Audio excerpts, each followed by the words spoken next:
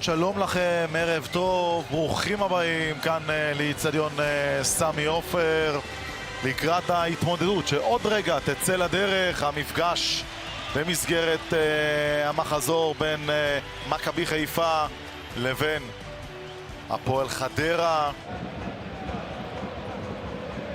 הקרן הקצרה, קינדה עם המסירה, הכדור היה מיועד שם, והנה עוד בעיטה אחת של רפאלוב, הכדור היה מיועד לקורנות, תרגיל יפה.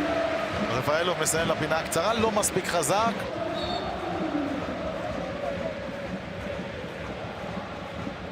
שוב הפגיעה של עלי מוחמד שלא יכול להמשיך. אין סיבה למסיידגו לקחת סיכונים. גם לא לסכן אותו, לא להחמיר את הפציעה, אבל גם אתה מרגיש שמכבי חיפה פה עם שחקן פחות בדקות האחרונות, הוא בעצמו ככה נמנע מהכדור.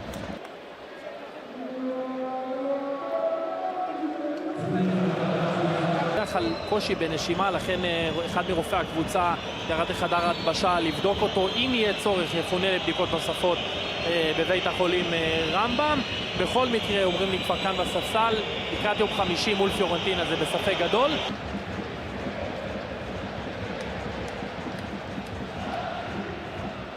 קאסה מנסה את הבעיטה לעמוד! איזה כדור של קאסה ברגל שמאל! זה נראה היה בדרך לחיבורים, אבל חסרו שם 5-7 סנטימטרים. וואו, איזו בעיטה של קאסה. שוב פיינגולד, עובר יפה, יש לו את רגל שמאל! ולויטה יורד מצוין, לא עודף מצוין, אבל ההגנה שלו במקום. רפאלוב, פעם הוא הולך לפינה הרחוקה. גלאזר מנצח שם את סק. הפעם סק מנצח. זה עדיפה לטלוויזיה, מה שנקרא. הוא יכול לקחת את הכדור הזה בלי שום בעיה. איום למסגרת, אז יש פה עצירה של לויטה. חצי של חדרה, עושה את זה ברחבה שלו. מוציא את המתפרצת. וואו, גולדברג. כדור הרוחב מגיע עכשיו לחלילי שנבלע. 62 דקות של משחק, 0-0 בסמי עופר. קינדה, קורנו מיישר, ושם ברשת!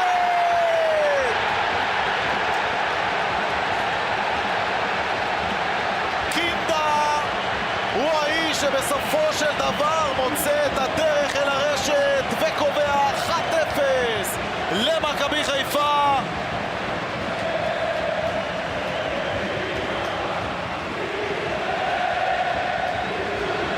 הקהל כאן בשיגעון.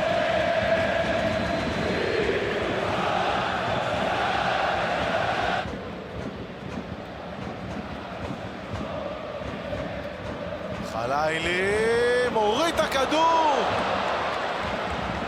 אבל לא דייק בהורדה. עוד כדור למרכז, מדמון מנסה להגיע וקיוף מקדים אותו במעט, זה לא נגמר. מישהו שם שכח לשמור את מדמון. שוב דוניו, קרן. המשחק בלי תוספת זמן. יופי של מעבר. ועכשיו יגיע הניסיון הלא כל כך מוצלח של קנדיל. שריקת הסיום, מכבי חיפה מנצחת 1-0 את הפועל חדרה, חוזרת למקום הראשון בטבלה בצוותא עם מכבי תל אביב. לא משחק גדול, אבל 3 נקודות, וזה כל מה שחשוב למכבי חיפה לפני הנסיעה לבודפשט.